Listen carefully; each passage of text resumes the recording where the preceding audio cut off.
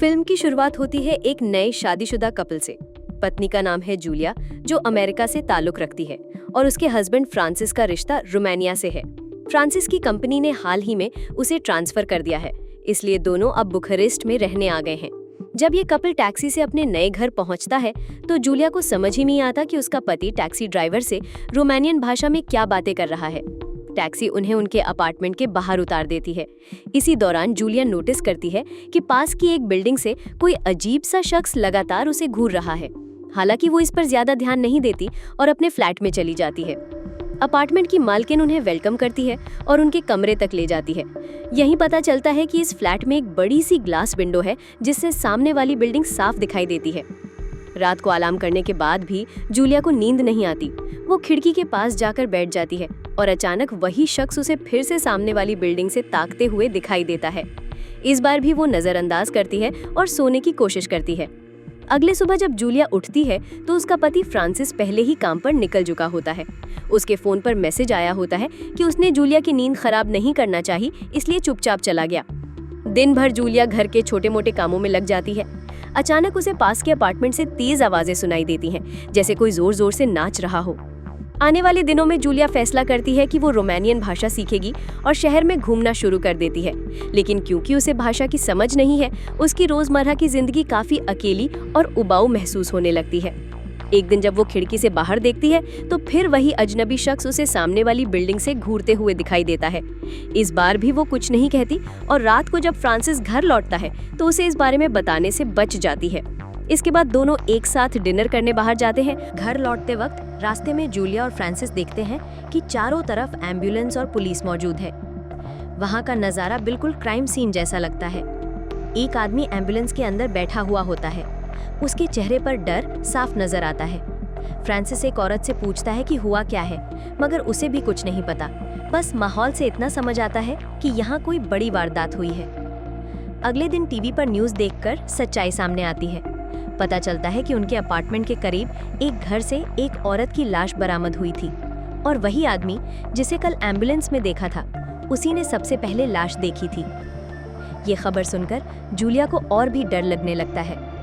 उसके मन में आता है कि शायद कोई खूनी इधर उधर घूम रहा है। यहीं जूलिया मजबूर हो जाती है अपने पति फ्रांसिस को ये बताने पर कि सामने वाली बिल्डिंग से एक अजनबी कई दिनों से उसे घूर रहा है। लेकिन फ्रांसिस इस बात को हल्के में लेता है।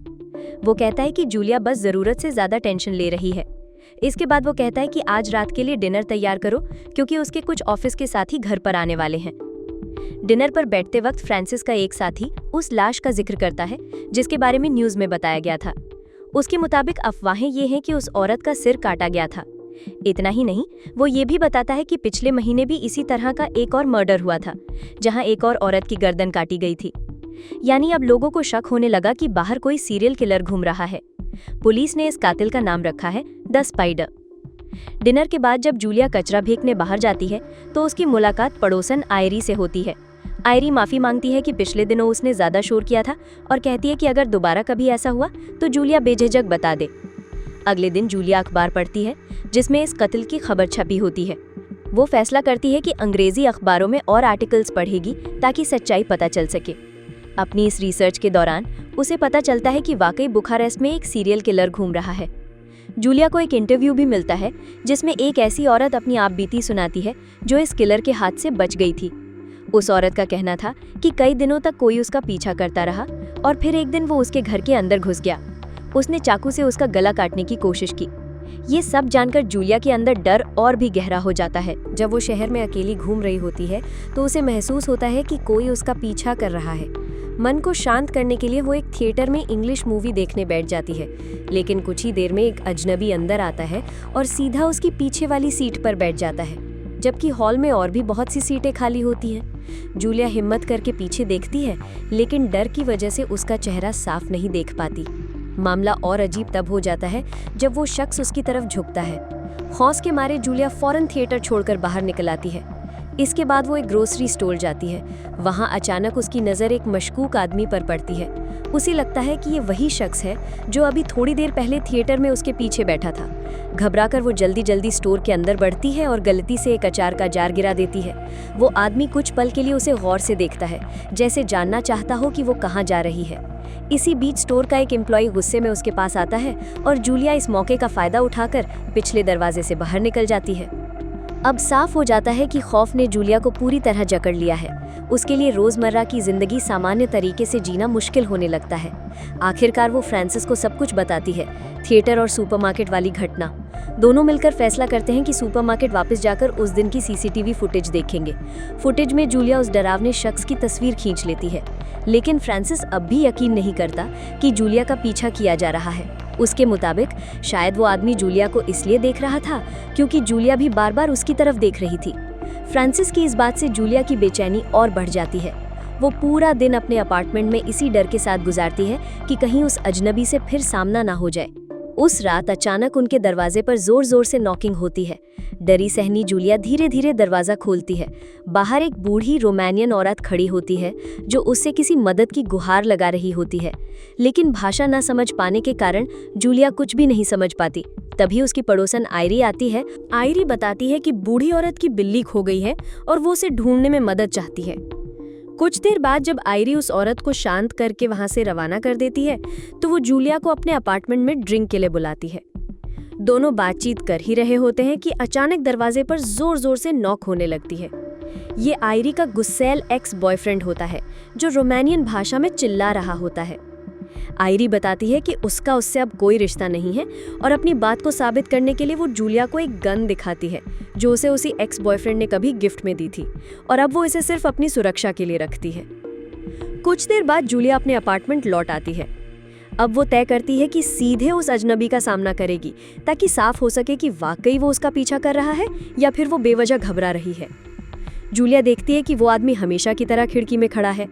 वो हिम्मत करके उसकी तरफ हाथ हिलाकर इशारा करती है, लेकिन जवाब में उस शख्स का अजीब अंदाज उसे और ज्यादा डरा देता है। जब फ्रांसिस घर आता है तो जूलिया पूरी बात बताकर पुलिस बुलाने की जिद करती है। उसे पूरा यकीन होता है कि वही आदमी है जिसने सुपरमार्केट में उसका पीछा किया था। पुलिस ऑफिसर और फ्रांसिस दोनों को जूलिया की बात पर ज्यादा भरोसा नहीं होता, लेकिन फिर भी वे मामले की तहकीकात करने का फैसला करते हैं। फ्रांसिस पुलिस के साथ उस आदमी के अपार्टमेंट तक जाता है, मगर खाली हाथ लौट आता है। पुलिस का कहना होता है कि उस शख्स ने कोई गैरकानूनी काम नहीं किया, इसलिए वे कुछ नहीं कर सकते। ये भी कहा जाता है कि भले ही वही आदमी सुपरमार्केट में मिला हो, इसमें कोई असामान्यता नहीं है कि वो भी उसी दुकान पर खरीदारी कर रहा था। यानी जूलिया शायद बेवजह परेशान हो रही है। फ्रांसिस का इतना लापरवाह रवैया देखकर जूलिया और चिढ़ जाती है। उनके बीच बहस हो जाती है और इसी दौरान जूलिया को एहसास होता है कि इस अनजान शहर में वो कितनी अकेली, असुरक्षित और बेचैन महसूस कर रही है। अगले दिन शहर में जूलिया का सामना फिर उसी डरावने आदमी से होता है।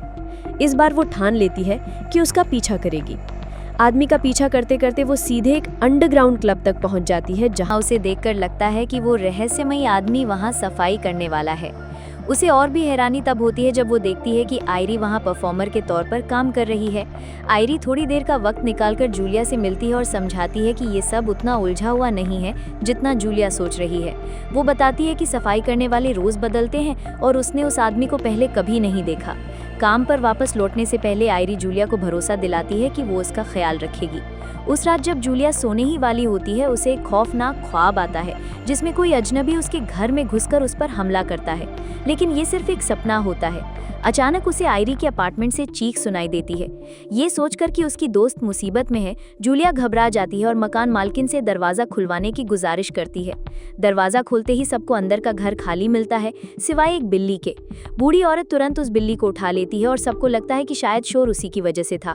इस घटना के बाद हम देखते हैं कि मकान मालकिन फ्रांसिस से जूलिया के अजीब बर्ताव की शिकायत कर रही होती है। वो उसे चेतावनी देती है कि उसे अपनी बिल्डिंग में कोई परेशानी फैलाने वाले किराएदार नहीं चाहिए। इसके बाद फ्रांसिस ठानता है कि वो अपनी बीवी से माफी मांगेगा, क्योंकि उसका ध्यान ना देने की वजह से ही जूलिया इतनी परेशान और शक की सोच में पड़ गई थी। जूलिया फिर आयरी के काम की जगह पर कॉल करती है, लेकिन वहाँ किसी को भी ये नहीं पता होता कि आयरी कहाँ चली गई है। उसी दिन बाद में जूलिया देखती है कि आयरी के दरवाजे पर कोई नॉक कर रहा है। दरअसल वो आयरी का एक्स बॉयफ्रेंड होता है। वो जूलिया को बताता है कि आयरी अचानक से गायब हो गई है। जूलिया उससे आयरी का नंबर मांगती है और तुरंत कॉल करने की कोशिश करती है। हैरानी की बात यह होती है कि मोबाइल की घंटी अपार्टमेंट के अंदर से बज रही होती है, हालांकि वहां कोई मौजूद नहीं होता। अब और भी फिक्रमंद होकर जूलिया अपने आप को यकीन दिलाती है कि उन्हें उस अजीब शख्स का सामना करना ही होगा। वो आयरी के एक्स बॉयफ्रेंड को राजी करती है कि वे साथ मिलकर सामने वाली बिल्डिंग जाएं, क्योंकि जूलिया ने उसे आयरी के साथ उसी क्लब में देखा था। जब वे वहां पहुंचते हैं तो आयरी का गुस्सैल एक्स बॉयफ्रेंड दरवाजे पर जोर जोर से दस्तक देने लगता है। वो अंदर मौजूद शख्स को धमकी देता है कि वो जूलिया से दूर रहे, लेकिन अंदर से कोई जवाब नहीं मिलता। चूंकि उसके पास ज्यादा समय नहीं था, वो एक्स बॉयफ्रेंड जूलिया से कहता है कि अगर उसे आयरी के बारे में कोई भी खबर मिले तो जरूर बताए, और फिर वहां से चला जाता है। उसके जाने के बाद जूलिया खुद दरवाजे तक जाती है और अंदर से दरवाजा खोलने की गुजारिश करती है। दरवाजा खुलता है तो सामने सिर्फ एक बूढ़ा आदमी होता है, जो धमकियों से डरकर कमरे में छुपा बैठा था। जूलिया माफी मांगती है और वहां से निकल जाती है। जैसे ही वो सीढ़ियों से नीचे उतरती है, उसका सामना उसी डरावने आदमी से होता है। इसका मतलब साफ था, वो आदमी उसी बिल्डिंग में रहता है।